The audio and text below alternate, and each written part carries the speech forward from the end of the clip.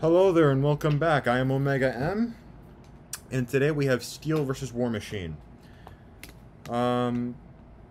So I guess I should talk about Steel because as far as heroes go in the DC universe, he's not really that well known.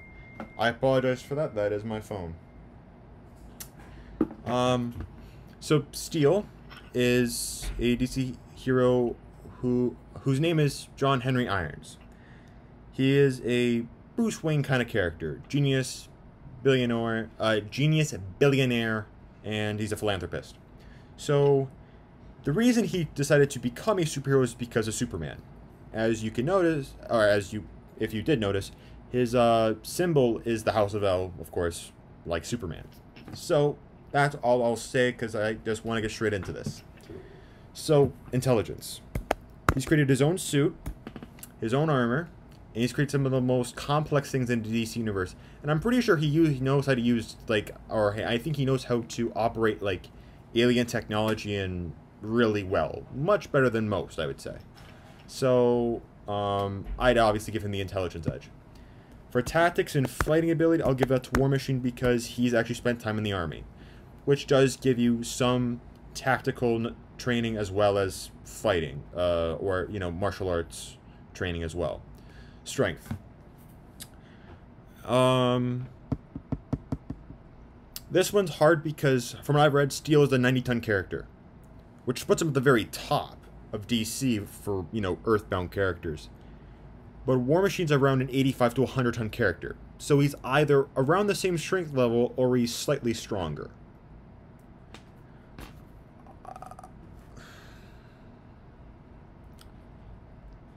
You know what?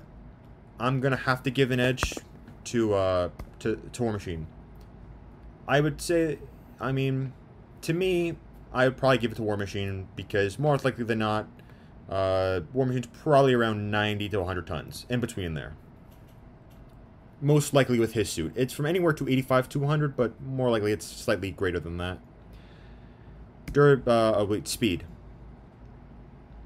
As far as speed feats go, I don't know. I've never seen any of Steel's speed feats. Never. I'm looking at the Shining armor, so it doesn't really mention much in the way of speed. But in past suits, he could fly from Jersey City to Metropolis in under an hour, and he could follow Superman and Orion from India to China. I would probably have to say, the War Machine armor is probably slightly faster in that aspect. And it's primarily because Tony Stark created it. So, of course, you'd think that, if Tony Stark created an armor for his best friend, you'd think it'd be probably just about have, the same qualities as the Iron Man armor. So, I'll give it to War Machine. Durability. Well, durability, I'll give that to... because he fights Kryptonians, and he does pretty well. The armor does really well against Kryptonians. So I would have to say that, as far as durability goes, I'd say Steel has that. And healing. Well, I know this is pretty much a unnecessary category, but it is part of the 11-point criteria, so I'll just do it anyways. And in this case, they aren't considered peak human by any stretch of the imagination. And their armors can't necessarily recuperate from damage. So, in this instance, this will be a few times I'll probably end up doing this, but I'll give it a tie for both. Invulnerability, yeah. For the same reason, again, the armor from Steel can take blows from Kryptonians and other powerful beings. The War Machine armor, it can very quickly be torn off by someone who's around the same strength level as someone, let's say, like Hulk. Which is impressive, yeah. But Kryptonians are around Hulk's level of strength, right? So, for me, if you have someone who has an armor who can do just as well against someone, or as well against someone who's similar to Hulk, and someone whose armor can be easily ripped apart by Hulk, I'd probably give it to the former. Energy projection. Energy projection and versatility are going to go to, again, this is a Tony Stark built suit. It's got heat-seeking missiles. He's got Gatling guns. What else does he have? He has unit beams, repulsors. What else? Lasers and magnetism. And a rocket launcher. Yeah. As far as the Kinetic Hammer goes, it has some electromagnetic capabilities, but as far as the hammer is concerned, I think that's it can obviously be used for, you know, combat and stuff, but in the way of versatility, War Machine takes us. X Factor. Again, I think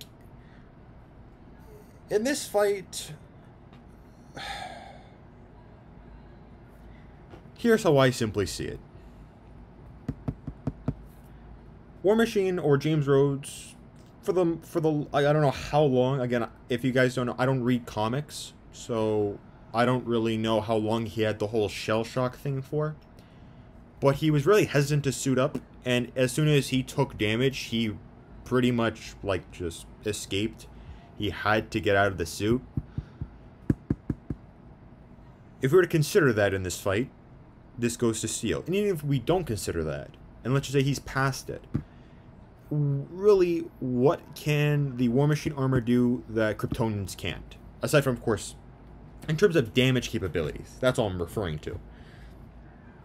I would say a punch from a Kryptonian or from someone like Atlas is probably a lot more harder to tank than a missile. Obviously, both are very powerful, but, you know, beings who are taking a blow from someone who is godlike, of course I'm referring to Kryptonians, compared to taking, you know, high-level caliber ammunition. So I think that covers it. Thank you for watching, and I hope you enjoyed this video, as I hope you've enjoyed, you know, my other videos. And please, if you'd like, subscribe, share, like the video, you know the deal. And I hope you have a great day, and I hope you stay tuned for the next fights.